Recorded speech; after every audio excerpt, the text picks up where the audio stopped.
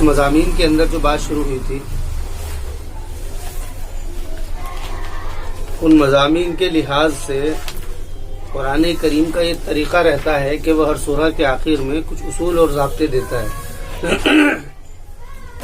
اور تقریباً جن صورتوں کے اندر انذار، تبشیر یا اتمام حجت یا اس نوعیت کی باتیں آتی ہیں جس کے اندر اللہ تعالیٰ کی طرف سے، خالق کی طرف سے مخلوق کے لیے انذار ہو اور ان کے لیے سختی کا ذریعہ بن رہا ہو، اس کے اندر آخر کے اندر اس طریقے کے اصول اور ضابطے دیے جاتے ہیں، خصوصاً داعی کے لیے کہ وہ کس حال میں کیا اس کا طریقہ رہے گا اور کیا اس کا ضابطہ رہے گا، لوگوں سے تعلقات کا اور اس سے ملنے کا اور ان کے اعتبار سے رویوں کا، یہ عام طور سے ضابطے رہتے ہیں۔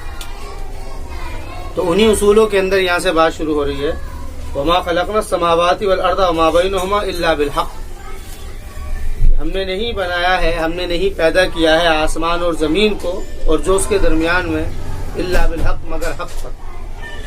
حق کہتے ہیں عربی میں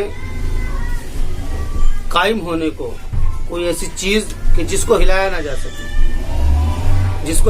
جا سکے، بالکل ایک دم اپنی جگہ پر ایسے قائم اور ثابت ہو گئی ہو کہ اس کو ہلانا ناممکن ہو، حق اس کو کہتے ہیں لفظی معنی۔ اسی لیے سچائی کو حق اسی لیے کہا جاتا ہے کہ اس کو کوئی کتنے بھی جھوٹ بول لو وہ اس کو ہلا نہیں سکتے۔ اس لیے یہاں پر اللہ رب العزت نے اس کو حق اس لیے کہا ہے کہ زمین اور آسمان کا نظام جو ہم نے بنایا ہے وہ حق ہے، یعنی کہ اس کو بنانے والے ہم ہیں۔ یہ ہے اصل بات، کہ وہ ایسا نہیں ہے کہ ان لوگوں کے خیال کی وجہ سے ان کے معبود یا مشرکین یہ بات سوچے کہ اس کو ہم نے بنایا ہے، مشرکین اپنے کسی شرکا کی طرف اس کو جوڑ لے، ایسا نہیں ہے، بلکہ یہ اللہ رب العزت نے بنایا ہے۔ وَإِنَّ السَّاعَةَ لَآتِيَةٌ، اور ایک دن ایک وہ آئے گا کہ جس دن یہ سب ختم ہو جائے گا، اور اس دن خاتمے کا دن کا نام ساعہ ہے، اس لیے فوراً تخلیق کے بعد میں ساعہ کا ذکر یہ ایسا ہے جیسے کہ کوئی چیز چڑھ رہی ہو بنتی ہوئی تو فوراً اس کو ختم کر دیا ہو۔ تو یہی بات ہے، وَإِنَّ السَّاعَةَ لَآتِيَةٌ، اور بے شک ساعہ اصل میں قیامت کے لیے بہت سارے لفظ قرآن کریم نے استعمال کیے، ساعہ ہے، قیامہ ہے، آخرہ ہے، یہ اصل میں اس کی صفت کے لحاظ سے بات ہوتی ہے، یہ اس کا قرآن کا طریقہ رہتا ہے۔ قرآن کریم اپنے لیے بھی بہت سارے لفظ استعمال کرتا ہے، کہیں قرآن کر رہا ہے، کہیں فرقان ہے، کہیں برہان ہے، کہیں مہیمن ہے، کہیں اور دوسرے سلطان ہے۔ یہ لفظ کیوں ہے؟ یہ لفظ اس لیے ہے جہاں پر بات چل رہی، کہیں پر بات چل رہی حق اور باطل کی کشمکش کی تو فرقان کہہ دیا، فرقان جس نے فرق کر دیا۔ کہیں پر بات چل رہی ہے کسی کو یعنی کہ وہ پڑھے اس کو تو اس کے لیے قرآن کہہ دیا، وَلَقَدْ يَسَّرْنَا الْقُرْآنَ لِلذِّكْرِ فَهَلْ قرآن یہ قراء سے بنا ہے، الف نون زائدتان اس کے اندر مل کر کے اس کے معنی پڑھنا، اور ہم نے اس کو پڑھنے والی چیز کو آسان کیا۔ کہیں پر قرآن کریم بات کر رہا ہے تو وہاں پر بات آ گئی ہے دلائل کی، کہ دلیل کیا ہے تمہارے پاس اس بات کی کہ خالق ہے، تو اس کے اندر وہاں پر برہان کہہ دیا، یہ برہان ہے۔ کہیں پر بات آ جا رہی ہے کسی دوسری کتابوں کو لے کر کے، تورات ہے، انجیل ہے، زبور ہے، کہ ان کتابوں کو لے کر کے لوگ چل رہے ہیں، لیکن ان کتابوں کو کس کی نگرانی میں دیکھا جائے گا، تو وہاں پر قرآن کے لیے مہیمن کا لفظ استعمال کر دیا، مہیمن ہے، مہیمن یعنی جس کی نگرانی میں جس کی نگرانی میں دوسرے کو یعنی اس کو ہینڈل کیا جائے، اس کو لے لیا جائے، تو مہیمن۔ تو یہی اسی طریقے سے قیامت بالکل وہی چیز ہے، ایک گھڑی کہ جس کا انتظار ہے، اس کو ساعہ کہہ دیا۔ قیامت قائم ہونے والی چیز یعنی جس کے بارے میں شک نہ ہو، وہاں پر قیامت کہہ دیا۔ بات چلتے چلتے کہہ دیا کہ ایک دن تمہارا خاتمہ ہونا ہے، تو وہاں پر لفظ آخرت استعمال کر دیا، یہ اس کا طریقہ رہتا ہے۔ تو یہاں پر لفظ ذکر کیا، وَإِنَّ السَّاعَةَ، اور بے شک ایک گھڑی ہے، یعنی یہ جو زمین آسمان ہے یہ ایسا نہیں ہے کہ ایک دم ختم ہو جائیں گے، یہ اپنے ایک زمانے کو چلیں گے، اور پھر یہ منتظر ہیں گھڑی کے، یہ منتظر ہیں گھڑی کے کہ جس گھڑی میں سب ختم ہو جائے گا۔ تو اس لیے یہاں پر گھڑی یعنی کہ وہ ٹائمنگ، وہ سیٹ ہے جس میں آنے کے بعد میں سب ختم ہو جائے گا، اس لیے اس لحاظ کی نوعیت کا دھیان رکھتے ہوئے یہاں پر لفظ وَإِنَّ السَّاعَةَ آ گیا۔ تو وَإِنَّ السَّاعَةَ لَآتِيَةٌ فَاصْفَحِ الصَّفْحَ الْجَمِيلَ، لَآتِيَةٌ یقیناً آنے والی، لا محالہ یعنی کہ یقینی طور پر، تو پھر ہر ایک کو اس کے اندر بدلہ دیا جائے گا، فَاصْفَحِ الصَّفْحَ الْجَمِيلَ۔ تو قرآن کریم کہہ رہا ہے کہ تم معاف کیجئے۔ صفح کہتے ہیں عربی میں کسی یعنی کہ لوہے سے आम तौर से कोई लोहा हो जिसके अंदर गंदगी सरायत न कर सकती हो, कोई ऐसी मतलब सॉलिड चीज हो मजबूत, वो लोहा भी हो सकता है, तांबा पीतल भी हो सकता है, वो कोई भी चीज हो सकती है जिसके अंदर यानी कि वो अंदर वो चीज रतूबत भी सरायत न करे, उसको साफ कर दिया, उसको सफा कहते हैं। मसलन बर्तन है, ये बर्तन है, इस बर्तन के ऊपर अगर पानी डालोगे तो वो अंदर वो सरायत नहीं करेगा, तो उसको बिल्कुल इस तरीके से साफ कर दिया गया, इसको कहते सफा। यानी कि ऐसे गंदगी पड़ी थी और हाथ फेर दिया या कोई कपड़ा, तो बिल्कुल ऐसा हो गया जैसे कि हाँ कुछ था ही नहीं, इसको कहते हैं सफा। तो कुरान कह रहा फस्फहिस सफल जमील, रसूल अकरम अलैहिस्सलाम से मुखातब है। यहाँ पर वही दावत के उसूल ज़ाब्ते हैं यहाँ से जो चल रहे हैं। ये हर सूरत के आखिर का ये मजमून आमतौर से रहता है जिस सूरत के अंदर इंजार इत्माम हुज्जत या इस तरीके की बातें आती हैं। तो कहा फस्फहिस सफल जमील, तो आप सफा कर दीजिए, यानी बिल्कुल साफ कर पहुँच दीजिए। हमारी उर्दू जबान में इसके लफ्ज अगर लिया जाए तो पहुँच दीजिए। फस्फहिस सफल जमील, खूबसूरती से पहुँचना। खूबसूरती से पहुँचने से मुराद इसकी तफसीर में उलमा की बहुत आरा है, कोई भी राय इसके अंदर ली जा सकती है। राय ये भी है मशहूर कि सफल जमील का मतलब यहाँ पर ये इसलिए कि यानी जो तकलीफ परेशानी तुमको दे रहा है उसकी तकलीफ और परेशानी की वजह से ना हटना, यानी उसको बिल्कुल एकदम से आदमी तिनक जाए और छोड़ दे, ये ना करना, और उनके साथ में लगे रहना कि वो हिदायत की तरफ आ जाएं। सफल जमील ये और भी बहुत सारी राय हैं, मगर कुरान ने बात ये कही है तो उसको पहुंच दीजिए। सफल जमील अच्छे तरीके से, मतलब इस तरीके से कि जिसने तकलीफ दी है, जिसने तुमको परेशान किया है, तो कि वो यानी वो बिल्कुल ख्याल एकदम से जहन से खत्म हो जाए कि भाई इसने मुझे तकलीफ और वगैरह भी दी है। फस्फहिस सफल जमील, इसकी तफसीर में यहाँ पे लिखा है आरिज अनहुम एराजन ला रुजू ला जज़ाफी, यानी ऐसा एराज करना जिसके अंदर धमकाना ना हो, किसी को धमकाना ना हो। और बाकी बात ये कह दी है कि ये कहा कि ये आयत मनसूख है, लेकिन अगर देखा जाए तो कुरान करीम के अंदर नस्ख जो होता है वो किसी और कैद के आने की वजह, एक कैद अगर आ गई है दूसरी, तो उस वक्त में नस्ख होता है कि जहां पर इत्माम हुज्जत वगैरह सारे काम हो जाए अगर देखा जाए। बाकी कुरान करीम के जो मज़ामीन है वो अपने नतीजे के एतबार से आखिर तक के लिए हैं। तो ये बात ये है कि ये तो आम तौर से ये हुक्म है जो दिया गया था कि तुम्हें चाहिए कि बिल्कुल एकदम से इस तरीके से माफ करो, कि इस तरीके से, यानी ये काम हमेशा रहना चाहिए कि जो लोग हक का इस्लाह का काम कर रहे हैं उनके ज़हन में बात हमेशा रहनी चाहिए कि वो माफ करते रहें। सफल जमील इन्ना रब्बका हुवल खल्लाकुल अलीम, फिर कहा कि बेशक आपका रब वो पैदा करने वाला है, जानने वाला है। खल्लाक ये मुबालगा का सीगा है फ़आल के वजन पर, फ़आल ज्यादा करने वाला, फ़आल लिमा युरीद बहुत ज्यादा करता है जिसका चाहता है।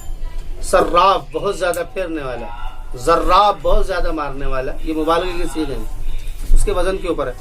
बेशक आपका रब वो बहुत ज्यादा पैदा करने वाला है, अलीम जानने वाला। पैदा करने वाला है का मतलब ये है कि जितना भी निज़ाम सिस्टम दुनिया के अंदर चल रहा है और जो इनकी हिदायत के जो तरीके खुदा ने इस्तेमाल किए हैं ये सब उसने पैदा किए।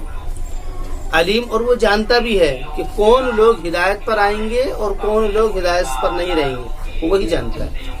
लेकिन वो उसने ज़ाब्ता बनाया है, क्योंकि ये इम्तिहान के लिए है दुनिया, वहाँ पर हर किसी को मोहलत दी गई है। तो इन्ना रब्बका हुवल खल्लाकुल अलीम वलक़द आतैनाका सबअम मिनल मसानी वल कुरान अज़ीम, ये भी कुरान का दस्तूर रहा है। जहाँ पर भी कुरान करीम दाई को लेकर के बात करेगा, जहाँ पर भी दावत के मैदान में कुरान करीम बात करेगा तो वहाँ पर उसूल और ज़ाब्ते के साथ में कुरान करीम की तालीम जरूर देगा। असल में कुरान करीम की तालीम जो है आजकल जो है वो जिस ख्याल से पढ़ी जा रही है कुरान करीम, ये कुरान के उसूल में कुरान का पढ़ना नहीं है। अल्फाज खानी जो होती है, ये अल्फाज खानी कुरान करीम के पढ़ने में शामिल ना तो थी और ना ही है, ये इसका दस्तूर है। ये जिसका नतीजा ये निकला है कि आजकल कुरान करीम जो है वो वजीफा बना है, जिसका नतीजा ये हो गया है कि कोई मर गया तो वहां पढ़ लो, कोई जिंदा हो गया तो वहां पढ़ लो, दुकान खोल ली वहां पढ़ लो, कोई ऐसा मसाइल हो तो ये वजीफे की शक्लें हैं सारी। ये कुरान करीम इसलिए नहीं उतरा है, बल्कि ये एक मैसेज है, पैगाम है।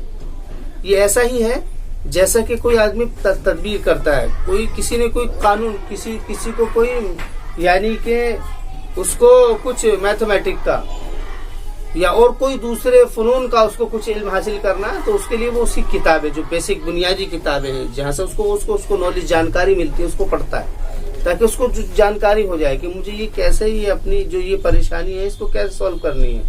تو اسی طریقے سے قرآن کریم جو مضمون کے اعتبار سے جو بات یہ وہی چیز ہے. یہ ایسا ہی ہے جیسے کہ کسی نے اپنے راستہ دیکھنے کے لیے ایک میپ کا سہارا لیا ہو, جہاں پر بھی اٹکا ہم نے دیکھ لیا کہ ادھر جانا ہے, وہاں اٹک گیا پھر دیکھ لیا ادھر جانا ہے. یہ بالکل وہی چیز ہے. کوئی بھی پریشانی آئی تو وہاں, یہ ایسا نہیں ہے کہ اس کو صبح اٹھ کر کے ایک پارا پڑھ لیا جائے, شام کو اٹھ کر کے ایک پارا پڑھ لیا جائے. یہ جو خیال ہے نا, یہ خیال بعد کے لوگوں نے پیدا کیا ہے, اور اس کو خیال کو بڑی ترقی ہوئی ہے. اس خیال کو بڑی ترقی ہوئی ہے, جس کا نتیجہ یہ نکلا ہے کہ اکثر لوگوں کی تعداد وہ قرآن کریم کے اندر صرف یہاں تک ہے کہ یہ ایک وظیفہ ہے جس کو صبح پڑھ لیا جائے شام پڑھ لیا جائے, حالانکہ اس کے وظیفے کی کوئی شکل نہیں ہے. رسول اکرم علیہ الصلوۃ والسلام کے زمانے میں تو کوئی اس کی شکل ملتی نہیں ہے اس طریقے کی, بعد کے لوگوں میں ملی ہے. وہاں پر تو بس ایسا ہی تھا, وہاں پر ایسا ہی تھا. باقی جو کچھ روایتیں ہیں جو کتابوں میں ملتی ہیں کہ جس نے یہ 10 آیتیں پڑھ لی, وہ 5 آیتیں پڑھ لی, وہ 10 آیتیں اور 5 آیتیں پڑھنا بھی وہ ایسا ہی پڑھنا تھا کہ جس میں آدمی بیٹھ گیا ہے, خالی بیٹھا ہے, کیا کرے, کچھ دیکھ لے کہ اللہ سے کیا کہنا چاہ رہا ہے. وہ کتاب لے کر گئے, 10-5 آیتیں دیکھ لی کہ مجھ سے اللہ نے یہ کہا. وہ وظیفے کے طور پر نہیں تھی, بلکہ وہ وظیفہ ہے میسج ٹیکسٹ کو سمجھ, یعنی کہ اس کے پیغام کو سمجھنے کے لحاظ سے. تو یہ قرآن کا طریقہ رہتا ہے کہ قرآن کریم جہاں پر بھی دعوت کے اصول دیتا ہے تو وہاں پر قرآن کریم اپنے آپ کو پڑھنے کی طرف ترغیب دیتا ہے تاکہ اس سے ضابطے پتہ لگے کہ وہ کیسے کام کرنا ہے. تو فرما رہے ہیں وَلَقَدْ آتَيْنَاكَ سَبْعًا مِنَ الْمَثَانِي, کہ ہم نے آپ کو عطا کیے ہیں 7 من المثانی, مثانی میں سے.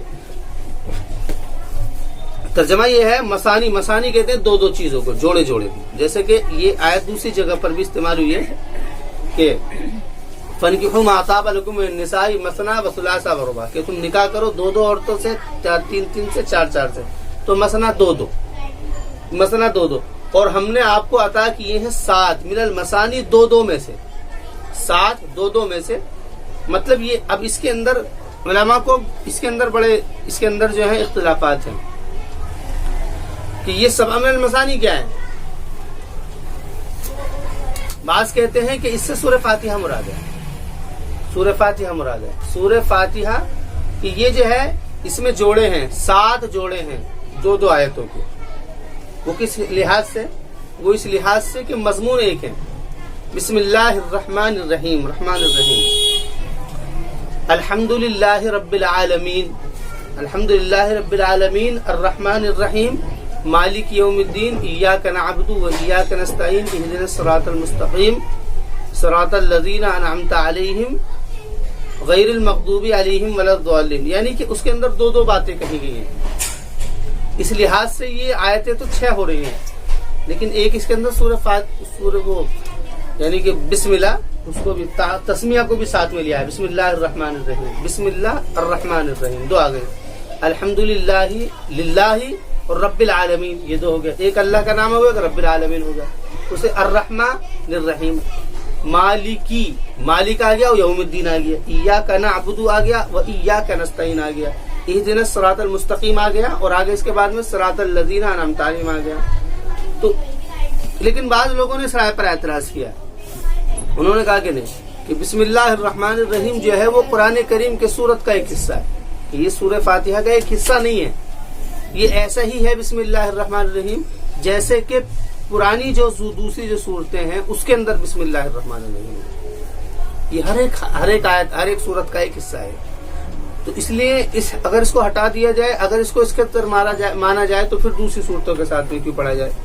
تو بعض لوگوں نے اس رائے پر اعتراض کیا ہے.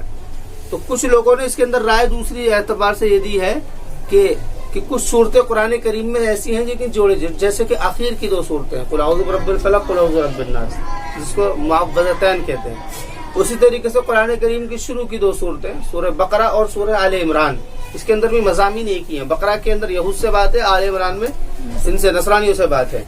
بعد میں پھر وہی اسی طریقے سے چلا ہے. بہرحال رائے کوئی سی بھی ہو, وہ رائے مشہور ہے پہلی والی سورہ فاتحہ کی, یہ رائے کم ہے. لیکن رائے کوئی بھی ہو, یہ بات تو ثابت ہوتی ہے کہ قرآن کریم 7 من المثانی سے قرآن اپنے آپ کو ہی کہہ رہا ہے کہ مجھ کو پڑھو. وَلَقَدْ آتَيْنَاكَ 7 من المثانی والقرآن العظیم, قرآن عظیم, قرآن وہی چیز جو پڑھی جانے والی ہے, عظیم بڑی. وَلَقَدْ آتَيْنَاكَ 7 من المثانی والقرآن العظیم. لا تمدن عینیک الی ما متعنا به ازواجا منهم ولا تحزن علیہم واخفض جناحک للمؤمنین. لا تمدن عینیک، لا تمدن عینیک الی ما متعنا به، مت پھیلائیے آپ اپنی آنکھوں کو. تمد، مد یمد، مد کے معنی ہے پھیلانا، کہ مت پھیلائیے آپ اپنی آنکھوں کو الی ما متعنا به، اس کی طرف جو کہ ہم نے ان کو سامان دیا ہے. ازواجا منہم، ازواجن کہتے ہیں جو ازواج کے معنی جوڑے کے بھی آتے ہیں اور قسم کے بھی آتے ہیں. ازواجا منہم الی ما متعنا، اس کی طرف جو کہ ہم نے ان کو سامان دیا ہے. ازواجا منہم انہی میں کی قسمیں ہیں، یعنی کہ پہلی بات جو دی گئی ہے، اصول کی جو بات دی گئی ہے، پہلا اصول یہ دیا گیا ہے. پہلا اصول تو یہ دیا ہے کہ آپ معاف کرو. پھر دوسری بات یہ کہی گئی ہے کہ قرآن کریم کو پڑھو، اس سے تمہارے اندر ثبات قدمی اور حوصلہ یہ ساری چیزیں پیدا ہوں گی. تیسری بات یہ کہی گئی ہے کہ بھئی آنکھوں کو اپنے دنیا کی طرف مت پھیلاؤ، یعنی دنیا کی جو چاہتے ہیں، اس کی خواہشیں ہیں، اس کی لذتیں ہیں، اس کی ترقی ہے، وہ ساری چیزیں ان طرف سے نظر ہٹائیے. لا تمدن عینیک، یعنی کہ لا تمدن مطلب یہ ہے کہ اس کو اپنے اندر مت اتاریے، اس کو اپنے اندر مت اتاریے. لا تمدن عینیک الی ما متعنا به ازواجا منہم ولا تحزن علیہم. اور دوسری بات یہ ہے کہ ان کے اوپر غمگین مت ہوئیے. غمگین نہ ہونے کا مطلب یہ ہے کہ جو لوگ ہدایت پر نہیں آ رہے ہیں، جو لوگ ہدایت پر نہیں آ رہے ہیں، تو رسول اکرم علیہ الصلوۃ والسلام غمگین رہا کرتے تھے ہمیشہ اس بات کو لے کر کہ بھی یہ لوگ ہدایت پر کیوں نہیں رہے. بلکہ ایک جگہ قرآن کریم نے استعمال کیا ہے کہ ایسا نہ ہو کہ آپ لعنتم حریص علی المؤمنین، کہ تم ایسا نہ ہو کہ تم ان کے اوپر اتنے حریص ہو کہ تمہاری جان نہ چلی جائے. یہاں تک بات. تو ولا تحزن علیہم واخفض جناحک للمؤمنین، کہ آپ ان کے اوپر غمگین مت ہوئیے. غمگین نہ ہونے کا مطلب یہ ہے کہ اب آپ غمگین مت ہوئیے، اب اللہ تعالیٰ کا جو بھی ان کے اوپر فیصلہ ہوگا اس سے لوگ بچ نہیں سکیں گے. اور دوسری بات یہ فرمائی، چوتھی بات یہ ہے واخفض جناحک للمؤمنین، اور آپ اپنے دونوں پروں کو مؤمنین کے لیے جھکا لیجیے. یہ ایسا ہی ہے جیسا کہ پرندہ اپنے انڈوں کو یا بچوں کو پروں کے اندر سمیٹ لیتا، اس کے پاس کوئی ذریعہ نہیں ہوتا، کپڑا اس کے پاس میں نہیں ہے، کچھ نہیں ہے. وہ اپنے بچوں کو وہ پر پھیلاتی ہے، وہ پرندہ جو بھی ہوتا ہے، اور اس کو ان کے اندر لے لیتا ہے.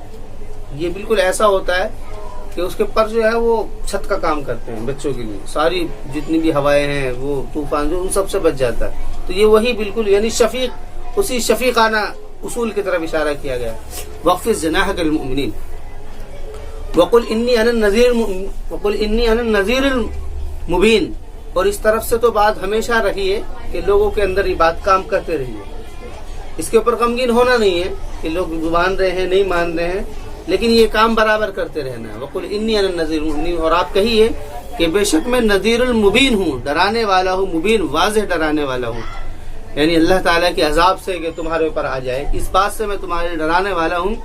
کما انزلنا علی المقتسمین، جس طریقے سے ہم نے اس کو اتار دیا ہے علی المقتسمین. مقتسم کیوں کہا گیا ہے؟ کیونکہ انہوں نے قسمیں کر لی تھی قرآن کریم کی، اپنی کتابوں کی قسمیں کر لی تھی. اس میں بہت ساری باتیں اپنی طرف سے انہوں نے کر کے کئی قسمیں کر لی تھی. ایک کتاب آئی تھی اللہ تعالیٰ کی طرف سے، تورات یا انجیل، اس میں انہوں نے کئی ساری بنا دی اپنے طرف سے، اس کے اندر ایڈیٹنگ کر کے، اس کے اندر مطلب گھٹا بڑھا کر کے. الذین جعلوا القرآن عضین، کہ جنہوں نے قرآن کو بنا لیا عضین. دیکھو وہاں پہ تورات کے لیے قرآن کریم نے قرآن کا لفظ استعمال کیا، یعنی جس وقت میں وہ آئی تھی اس وقت میں وہ پڑھنے کی چیز تھی. یہاں پر قرآن کریم نے پچھلی کسی کتاب کے لیے قرآن کا لفظ استعمال نہیں کیا ہے، صرف اسی کے لیے کیا ہے.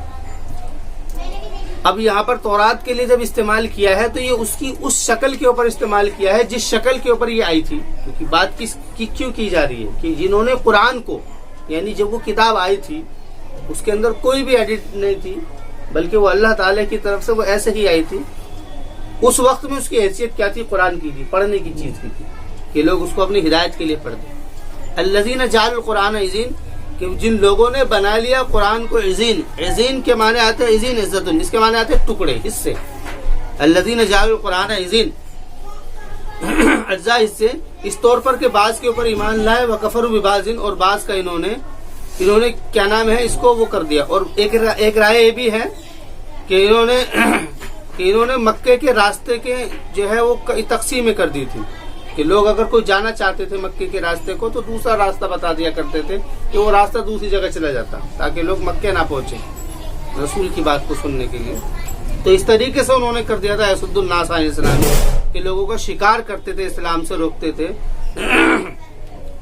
اور بعض نے کہا ہے کہ وہ جادو کیا کرتے تھے, اور بعض نے کہا کہ کہانت, اور بعض نے کہا کہ وہ کہا کرتے تھے شعر. یعنی یہی وہی باتیں ہیں بھٹکانے والی. فوربک لنسألنهم اجمعین, پس قسم ہے تیرے رب کی. فوا یہ واو قسمیہ ہے, بس قسم ہے تیرے رب کی, یقیناً ہم اس سے سوال کریں گے, ان سے سوال کریں گے تمام چیزوں کے بارے میں, تمام چیزوں کے بارے میں. اما کانوا یعملون, جو کہ وہ کرتے تھے. 5 اصول کے بعد میں 6واں اصول آ رہا ہے. فاصدع بما تؤمر واعرض عن المشرکین. فاصدع بما تؤمر, فاصدع بما تؤمر, یہ فاصدع کہتے ہیں یعنی کہ صدعن کے معنی آتے ہیں کروٹ کے بل ہو جانا, کروٹ کے بل ہو جانا. یہ کروٹ کا بل کا مطلب یہ ہے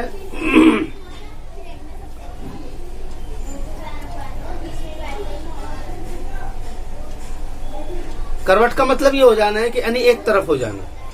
یہ اشارہ ہے اس طرف کہ آپ ایک طرف ہو جائیے. کس طرف ہو جائیے؟ بما تؤمر, جو کہ آپ کو حکم دیا گیا ہے کہ آپ ان ساری چیزوں سے, یعنی کہ یہ کیا کر رہے ہیں, یہ لوگ کیا کر رہے ہیں, یہ اس میں تورات میں انجیل کو لے کر کے یہ لوگ کیا کر رہے ہیں, کیا بول رہے ہیں, کیا بتلا رہے ہیں, اس طرف سے ذہن ہٹائیے. اور فاصدع بما تؤمر, ایک طرف ہو جائیے اس کی طرف جو کہ آپ کو حکم دیا جا رہا ہے. اور وہ آپ کا حکم کیا ہے کہ آپ قرآن کریم کو لیجیے, اس کو قرآن کریم کو لینا ہے اور اسی کو عام کرنا. فاصدع بما تؤمر واعرض عن المشرکین, اور آپ اعراض کیجئے مشرکین سے, اور آپ اعراض کیجئے مشرکین سے. مشرکین سے اعراض کا مطلب یہ ہے کہ وہ لوگ کیا کہہ رہے ہیں, کیا باتیں وہ بنا رہے ہیں, ان کو اگنور کیجیے. واعرض عن المشرکین انا کفیناک المستہزئین, کہ بے شک ہم نے کافی کر لیا ہے آپ کو مستہزئین, بے شک ہم کافی ہیں آپ کے مستہزئین کے بارے میں. مستہزئین یعنی وہی لوگ جو کہ آپ کا مذاق کیا کرتے تھے. یعنی کس طریقے سے کافی ہیں کہ ہم ان کو, ایک دن آئے گا کہ ہم ان کو اپنی لپیٹ میں لے لیں گے اور وہ سب چیزیں ختم کر دی جائیں گی. انا کفیناک المستہزئین, وہ ہے نا کہ بھئی تم اپنا کام کریے, میں تمہارے دشمن کو کافی ہوں. یہ وہی چیز ہے. کافی ہوں کا مطلب یہ ہے کہ تم اس کو چھوڑو, تم اپنا کام کرو, میں تمہارے دشمن کو کافی ہوں, میں دیکھ لوں گا. تو یہ وہی چیز ہے کہ ہم کافی ہیں مذاق اڑانے والوں کی, کہ ہم دیکھ لیں گے ان کو, تم اپنا بس یہ کام کیجئے, لوگوں کے اندر پیغام کو عام کیجئے کہ اس طور پر کہ ہم جو ہے ہلاک کر دیں گے. تو اس سے کون لوگ مراد تھے؟ اور وہاں سے ولید بن مغیرہ ہے, عاص بن وائل ہے, عدی بن قیس ہے, اور اسود بن مطلب ہے, اور اسود بن عبد یغوث ہے. یعنی یہ وہی لوگ ہیں مکے کے بڑے بڑے سردار جو رسول اکرم علیہ السلام کا مذاق اڑایا کرتے تھے. الذین یجعلون مع اللہ الہا آخر, کہ وہ لوگ ہیں جنہوں نے خدا کے ساتھ میں, اللہ کے ساتھ میں دوسرا معبود بنا لیا, اللہ کے ساتھ میں دوسرا معبود بنا لیا ہے. الہا آخر, آخر کے بارے میں یہ بات ہے کہ آخر یا تو اس کی صفت ہے یا پھر یہ الگ سے ہی یہ جو ہے ہوا آخر کر کے ہوا مبتدا اور آخر ہوا نکلے گا محذوف, اور اس کو آخر کو خبر بنا لیں گے, یہ الگ جملہ. یہ دونوں اس کے اندر تعلیلیں ہیں, اس کے اندر نحوی ترکیبیں ہیں. تو الذین یجعلون مع اللہ الہا آخر, کہ جن لوگوں نے بنا لیا ہے اللہ کے ساتھ میں دوسرا معبود. فسوف یعلمون, پھر وہ ان قریب جان لیں گے, پھر وہ ان قریب جان لیں گے. وَلَقَدْ نَعْلَمُ, جان لیں گے یعنی کہ وہ اس بات کو جان لیں گے کہ ہم مذاق جو اڑایا کرتے تھے کہ ہم کہاں تھے, صحیح جگہ پر تھے یا غلط جگہ پر تھے. وَلَقَدْ نَعْلَمُ أَنَّكَ يَضِيقُ صَدْرُكَ بِمَا يَقُولُونَ, یہ عجیب بات, یہ ایسی بات ہے جیسے کہ کسی کی حالت کو نکال کر کے اس کے سامنے پیش کر دیں. یقیناً تحقیق کی ہم جانتے ہیں اس بات کو, یضیق صدرک, کہ بے شک تیرا دل, تیرا سینہ وہ تنگ ہو رہا ہے اس کی وجہ سے جو وہ کہہ رہے ہیں, کیونکہ وہ تم کو چڑھا رہے ہیں, تمہاری کوئی ویلیو حیثیت نہیں سمجھ رہے ہیں, ہر جگہ تمہارے ساتھ میں مذاق کر رہے ہیں. ہم جانتے ہیں کہ اس کی وجہ سے تمہارے دل کے اوپر کیا گزر رہی ہے. یہ اس کو کہتے ہیں عیادت, یا دوسرے کے ساتھ میں اس کی عیادت کرنا, اس کی کفالت کرنا اور اس کی دل جوئی وغیرہ, یہ سارے وہی لفظ ہیں. وَلَقَدْ نَعْلَمُ أَنَّكَ يَضِيقُ صَدْرُكَ بِمَا يَقُولُونَ فَسَبِّحْ بِحَمْدِ رَبِّكَ وَكُن مِّنَ السَّاجِدِينَ, تو آپ تسبیح بیان کیجئے اپنے رب کی حمد کی. فَسَبِّحْ بِحَمْدِ رَبِّكَ, تو آپ تسبیح بیان کیجئے اپنے رب کی حمد کی. وَكُن مِّنَ السَّاجِدِينَ, اور آپ ہو جائیے من الساجدین, سجدہ کرنے والوں میں سے. یعنی کہ آپ کا کام تو یہ ہے کہ ہم جانتے ہیں کہ آپ کا دل تنگ ہے جو وہ کہہ رہے ہیں، ہمیں پتہ ہے، لیکن آپ کیا ہے اپنے رب کی حمد بیان کیجئے، وقم من الساجدین، اور سجدہ کر. سجدہ سے مراد وہی نماز ہے. نماز اصل میں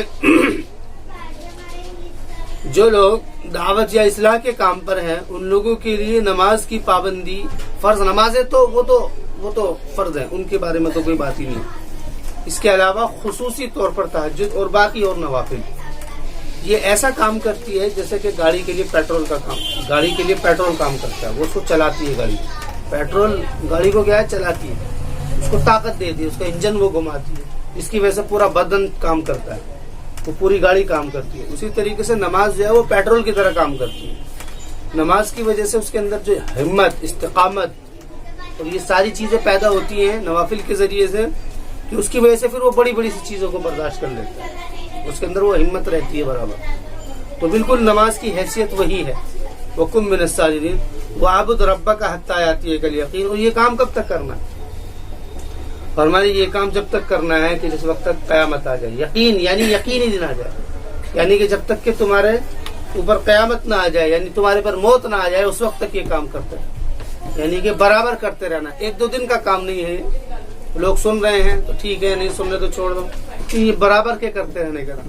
وعبد ربک حتی یاتیک الیقین، اور آپ اپنے رب کی عبادت کرتے رہیے حتی یاتیک الیقین، یہاں تک کہ آپ کو آ جائے یقین. یعنی